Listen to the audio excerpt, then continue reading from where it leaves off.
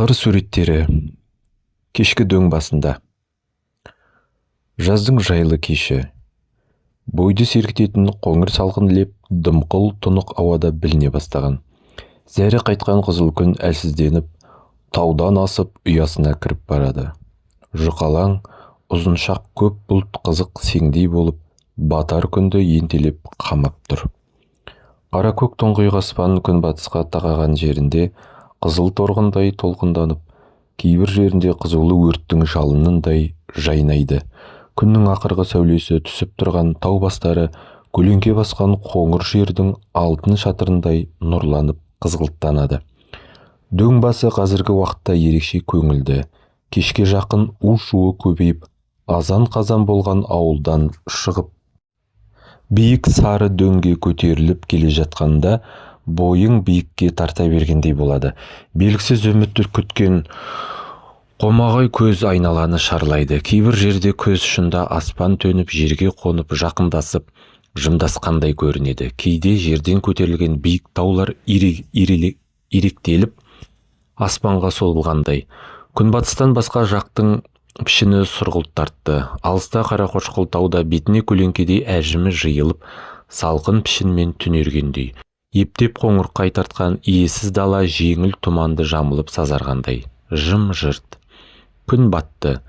Қызыл шапақтың көрікті ажары минут сайын бәсеңдеп, дүниені қаптаған сұрлықтан жеңіліп барады. Жас баланың үзілген жердегі түсіндей болып, қаны тамған қызыл бетке азаздап көкшіл сұрғылт өлім таңбасы араласқанға ұқсайды. Құлаққа ойдағы ауылдардың үні келеді. Қабат-қабат қалың таулардың арасында иіріліп жатқан жасыл сайдың бойын құлдилай қонған 3-4 ауыл. Иірім-иірім әр ауылда алқа қотан тігілген қараша үйлердің қалың ортасында бір-бір ақ үй жарық айдың қарасу ішіндегі су ретіндей жарқырай түседі. Аралары жақын. Бәрінің де айналасы неше түлік мал. Кешкі жайылыстары бір-бірімен қосылып жатыр.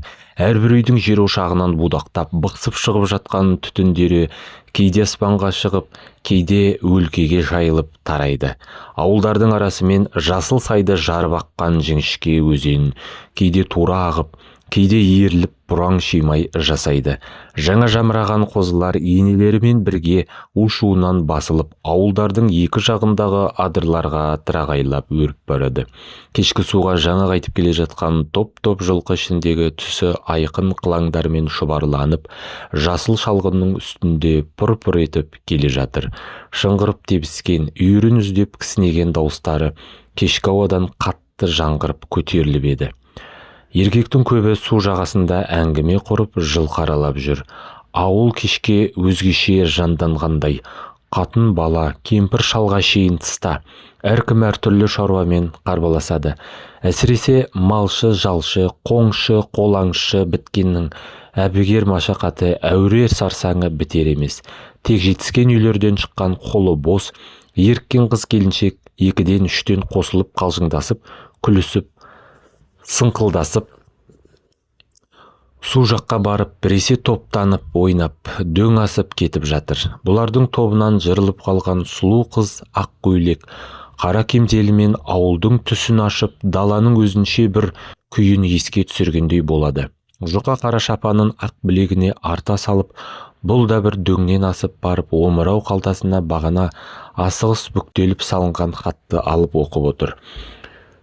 Өзенді өрлеп, Саршегірдің шабытты кезінде құс ілдірмек болып келе жатқан бозбала судыр қағып, жылжып келе жатқан боз жорғаны қайта-қайта тебініп асығады. Түрілген суық қабақты анда-санда бір қағып, өзен бойына қадалып келе жатқан Саршегірдің алтындай сары көзі ашумен от бүркіп тұрғандай, еліріп иек қаққандай болып, анда-санда қылмаңдаған басынан өлімнен де таймайтын іздегенге жау екені білінгендей. Басын шайқатып, кекшитіп, екі қанатын салбыратып жіберіп, шыдамсызданып отырып, аңшының қолғап келген қолын жембасарымен, тегеуренімен сығымдап қысып қояды. Бір мезгілде асығып келе жатқан аңшы тасада отырған екі қаздың тұсына келіп қалып, қайта жалт берді. Жемді көзі шалып қалған Саршегір қолына жата қалды. Аңшы жылдамдатып, кейін шегініп келіп, боз жорғаны қамшылап, дабылды ыңғайлап алып шаба жөнелді. Бірер секундтың шамасында қаздарға жақындап келіп, қаршығаны серпіндеп лақтырып жіберіп, дабылды қағып қалды. Дабылдың даусынан шошынып шыққан қаздар қанаттары судырлап қарбаласып тік ұшты. Садақтың оғындай суылдап қыран жөнелді.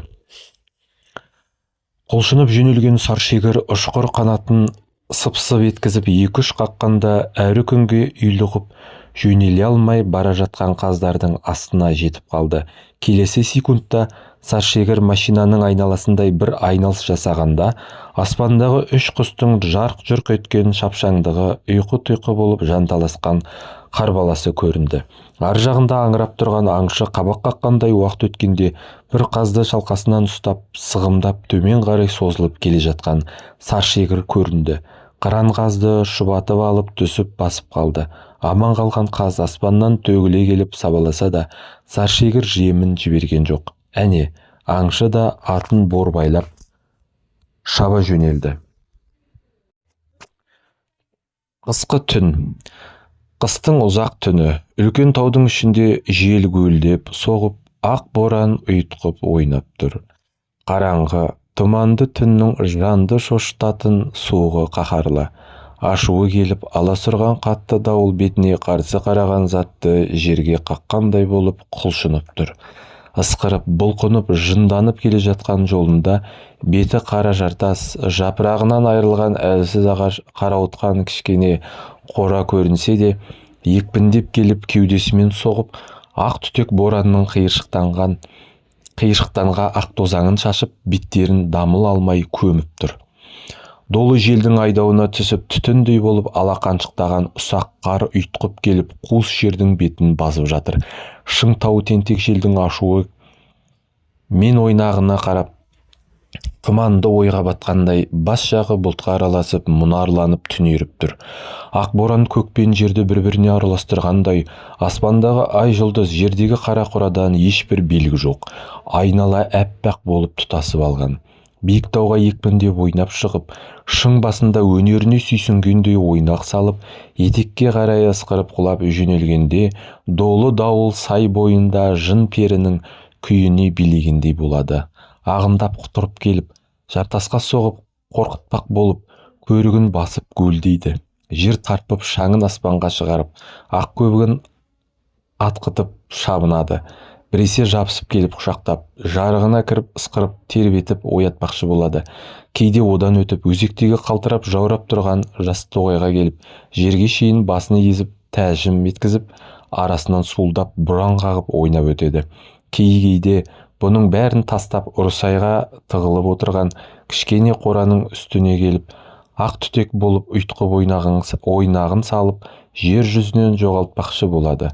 Суық болып үскіріп, боран болып аласұрып, әлсіз адамға қыр көрсеткендей қаһарланады. Кішкене терезеден көрініп тұрған әлсіз жарық тыстағы дауылдың лебінен қалтырағандай, суықтан бұғып бәсеңдегендей, жарығы да дірілдеп ала көлеңке болып әлсірейді. Тынымсыз соққан боран ұйтқып, ұйлыққан қар терезенің төменгі көздерін басып, жоғары таман өсіп келеді. Кішкене үйдің іші жүдеу, сарылған сары уайымның таңбасы үй ішіне түскендей. Пештің қырында тұрған жалаң бас лампы үй ішіндегі қараңғылықты зорға жеңіп, жалпылдап, ала көлеңке болып жанып тұр. Үй ішінің барлық жаны, қураған кемпір мен шал және 10 шақты жасқа келген ауру бала. Кемпір шалдың бұдан бір ай бұрын сүзектен өлген келіні мен азамат баласынан қалған жалғыз ұрпағы осы бала еді. Бұда 10 шақты күннен бері қарай сүзек болып, қазірде ауруы қатайып, хал үстінде жатыр. Баланы пештің жанына жатқызып, кемпір мен шал екі жағында бүрсейіп, жүдеп, жаны қысылып жатқан жалғыздарына телміріп қарап, сарылып отыр. Жалғыз қабат терезеге екпіндеп келіп соққан қатты дауыл біресе гуілдеп шыдамсызданып, біресе ысқырып әлек салып, біресе дүрсілдетіп ат ойнатқандай болып құтырып, ауру баланы қайта шошытып оятады. Терезенің тесіктерінен кірген тыстағы суық енді бу болып шығып, үй ішіне тарап тұр. Бала сағат сайын нашарлап, сөнуге айналған жарықтай төмендеп барады. Кемпір шал айласы бітіп, әлі құрып, көздерінен улы жастарын ағызып, мойындарына бұршақ салып тілеу тілейді. Сыйынбаған аруақ, жалынбаған әулие қалған жоқ. Екеуі де іштегі қайғыны айтыспай ұғып отыр. орталарындағы жалғыз тірек, жалғыз қанат кеткен соң күндері не болады?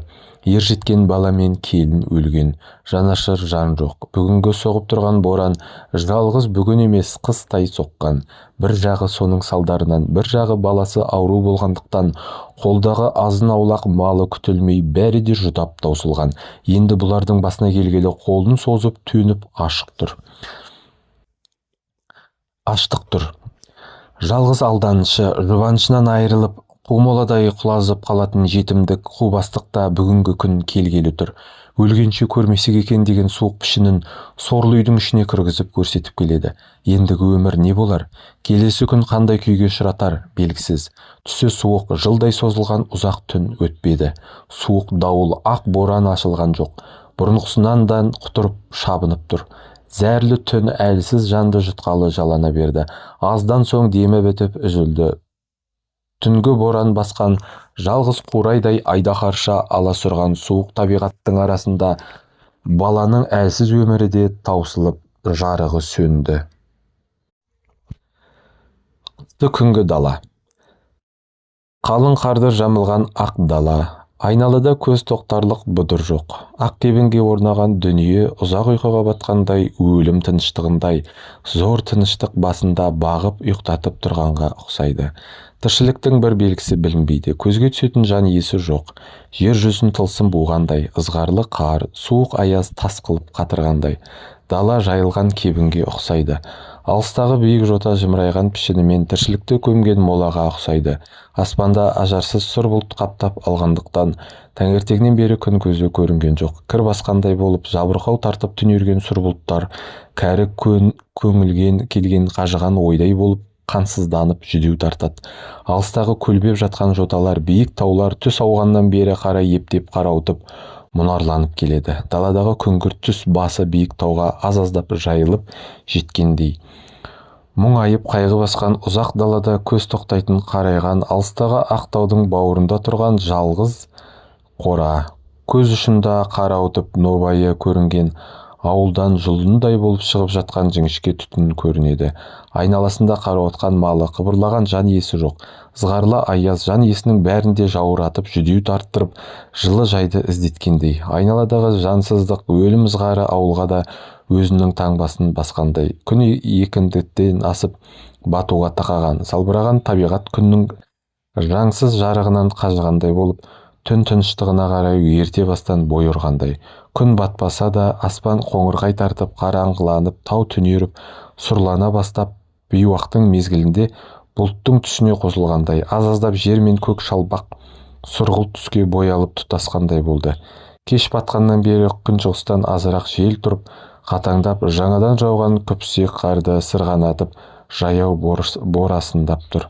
Ауылдан күншығысқа шығатын жалғыз аяқ соқыр жолда ақырын ілбіп келе жатқан жалғыз жіңішке қарайғандықтан, жүрісін тездетсе де қалың қарға қайта-қайта омбылап малтығып келеді.